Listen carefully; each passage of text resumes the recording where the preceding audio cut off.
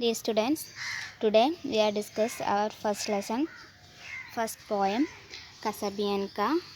നമ്മളതിൽ കുറച്ച് പാർട്സുകൾ എടുത്തതാണ്. നമ്മൾ എന്തൊക്കെയാണ് പറഞ്ഞത്? ഒരു ഫ്രഞ്ച് ഷിപ്പിനെ ഇംഗ്ലീഷുകാരെ അറ്റാക്ക് ചെയ്യുന്ന ഒരു പോയാണ് നമ്മൾ ഡിസ്കസ് ചെയ്തത്. അപ്പോൾ ആ ഒരു ഷിപ്പിൽ ഒരു കുട്ടി നിൽക്കുന്നുണ്ട് അല്ലേ? ആ കുട്ടി ആരുടെ നിർദ്ദേശത്തിനായിട്ട് കാത്തു നിൽക്കുകയാണ്? അവൻ്റെ അച്ഛൻ്റെ. പക്ഷെ അച്ഛൻ ജീവിച്ചിരിപ്പുണ്ടോ? ഇല്ല. അപ്പോൾ നമ്മളതെല്ലാം പറഞ്ഞു. ഇനി നെക്സ്റ്റ് നമ്മൾ upon his brow he felt their breath and in his waving hair and looked from that lone post of death in still yet brave despair. അപ്പോൾ ഇനി ഇതാണ് നമ്മൾ എടുക്കാനുള്ളത്. അപ്പോൾ ആ കുട്ടി എന്താണ്, ആ തീയുടെ മുന്നിൽ ഇങ്ങനെ നിൽക്കുകയാണ്. ഷിപ്പിന് തീ പിടിച്ചിരിക്കുകയാണ് ഇല്ല, അല്ലെങ്കിൽ തീ ഇട്ടിരിക്കുകയാണ്. ഒപ്പം വെടി ഉണ്ടകളും എല്ലാം വന്നുകൊണ്ടിരിക്കുകയാണ്. അപ്പോൾ ആദ്യം ആ കുട്ടിയുടെ മുഖത്തുണ്ട്. കാരണം തനിക്ക് ഇവിടെ നിന്ന് പോകാൻ പറ്റുന്നില്ല. അച്ഛൻ്റെ നിർദ്ദേശം കിട്ടിയാലേ കുട്ടിക്ക് അവിടെ നിന്ന് പോകാൻ പറ്റുള്ളൂ. അപ്പോൾ ആദ്യം ആ കുട്ടിയുടെ മുഖത്ത് സ്പ്രെഡ് ചെയ്യുന്നുണ്ട്. ആൻഡ് ഹിസ് വേവിങ് ഹെയർ, അവൻ്റെ മുടിയൊക്കെ, അതായത് ആ കാറ്റിൽ തീ ഇങ്ങനെ ആളിപ്പടരുകയാണ്. അപ്പോൾ അതിൽ അവൻ്റെ മുടിയിഴകളൊക്കെ ഇങ്ങനെ ആടിക്കൊണ്ടിരുന്നു. And looked from that lone post of death in still yet brave despair. അപ്പോൾ നല്ല ബുദ്ധിമാനായ ആ കുട്ടി, അല്ലെങ്കിൽ ബ്രേവ് ആയിട്ടുള്ള ആ ചൈൽഡ് വിഷാദത്തോട് കൂടിയിട്ട് എന്തിനെ നേരിട്ടുകൊണ്ട് നിൽക്കുകയാണ്? ആ ഒരു മരണത്തെ മുഖാമുഖം നോക്കി കണ്ടുകൊണ്ട് അവിടെ ഇങ്ങനെ നിൽക്കുകയാണ്. Then and shouted but once more aloud, my father must I stay, while over him fast through sail and shroud the writhing fires made way. Then ഇനി എന്താണ് ഇവിടെ പറയുന്നത്? അപ്പോൾ ആ കുട്ടി ഒന്നുകൂടി ഉച്ചത്തിൽ വിളിച്ചു, my father must I say, എൻ്റെ അച്ഛൻ ഞാൻ ഇവിടെ തന്നെ നിൽക്കുകയാണ്. അച്ഛൻ എവിടെയാണെന്ന് ആ കുട്ടി ഉറക്കെ വിളിച്ചുകൊണ്ട് ചോദിച്ചു. While over him fast through sail and shroud. അപ്പോൾ എന്താണ്, ഒരു സൗണ്ടോട് കൂടിയിട്ട്, ഒച്ചയോട് കൂടിയിട്ട് ആ കപ്പലിനെ മൊത്തം മൂടി? തീ വന്ന് മൂടി. ഷ്രൗഡ് എന്ന് പറഞ്ഞാൽ മൂടുക എന്നാണ് meaning. And everything fires made way, അതായത് ആ തീ വന്നിട്ട് അവിടെ മൊത്തം ആലിംഗനം ചെയ്തു. വ്രത്തിങ് എന്ന് പറഞ്ഞാൽ ആലിംഗനം ചെയ്യുക എന്ന് പറഞ്ഞാൽ മൊത്തമായിട്ടും തീ മൂടി ആ ഷിപ്പിനെ തന്നെ തീ വന്ന് മൂടി. ഇത്രയാണ് ഇതിൽ പറയുന്നത്. Then take to next page. They wrapped the ship in splendor while they caught the flag on high and streamed above the gallant child like banners in the sky.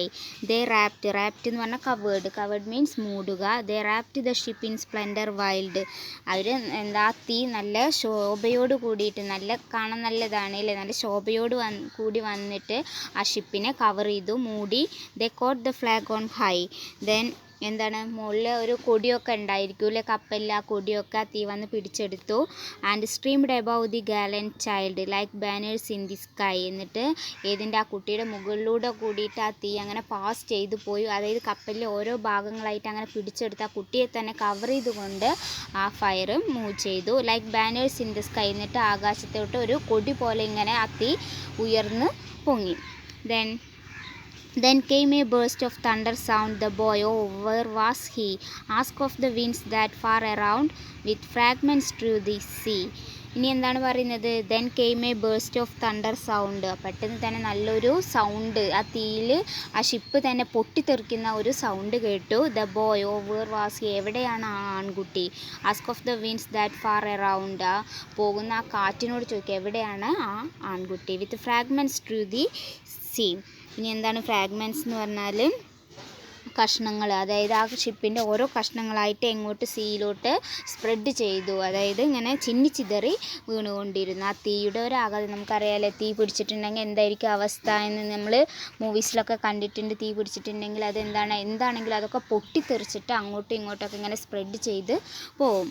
Then with mast and helm and pennon fair that well had born their part, but the noblest thing that perished there was that young faithful heart. ഇനി എന്താണ് ഇവിടെ പറയുന്നത്? വിത്ത് mast, എന്തിനൊക്കെയാണ് ആ തീ വന്ന് പിടിച്ചെടുത്തത്? Mast means കൊടിമരം. ആ കൊടിമരം. ആൻഡ് ഹെൽമ് പറഞ്ഞാൽ നമ്മൾ ഷിപ്പിൽ നിയന്ത്രിക്കുന്ന ഒരു ഡ്രൈവറൊക്കെ ഇരിക്കുന്ന ഒരു ഭാഗം ഉണ്ടല്ലോ, അവിടെ ഹെൽമും അതേപോലെ പെനോൺ ഫെയർ എന്ന് പറഞ്ഞാൽ ആ കൊടിമരം ബാനറൊക്കെ വെച്ചിരുന്ന ആ ഭാഗം, അതിനെല്ലാം തീ വന്ന് പിടിച്ചെടുത്തു.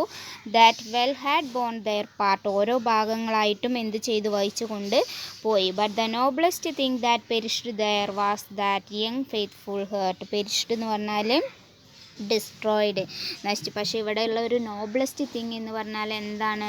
ആ യങ് ചെറുപ്പക്കാരനായ നല്ല സത്യസന്ധനായ ആ കുട്ടി മൺമറഞ്ഞു പോയി. ആ കുട്ടിയെയും അവിടെ എന്താണ് മരണപ്പെട്ടു എന്നുള്ളതാണ് ഇവിടെ നോബ്ലസ്റ്റ് ആയിട്ടുള്ള ഒരു തിങ്, ഒരു വസ്തുത എന്ന് പറയുന്നത്. അപ്പോൾ എന്താണ്, ആ ഒരു ആക്രമണത്തിൽ ആര് മരിച്ചു? ആ കുട്ടി മരിച്ചു. അപ്പോൾ ഇത്രയാണ് നമ്മൾ ഇന്ന് ഡിസ്കസ് ചെയ്യുന്നത്. നമ്മളുടെ പോയം ഇത്രയാണ്. എല്ലാവരും നന്നായി ശ്രദ്ധിച്ച് വായിക്കുക. ദെൻ ഇതിലുള്ള ന്യൂ വേർഡ്സ് എല്ലാവരും എഴുതി സെൻഡ് ചെയ്യുക. എല്ലാവരും 1 ടൈംസ് അല്ല, താഴെ നമ്മൾ കഴിഞ്ഞ വർഷമൊക്കെ ചെയ്തിരുന്ന ഒരു കാര്യമാണ് അല്ലേ? എല്ലാവർക്കും അറിയാം, കഴിഞ്ഞ വർഷം നമ്മൾ പഠിച്ചത് തന്നെയാണ് ഇംഗ്ലീഷൊക്കെ.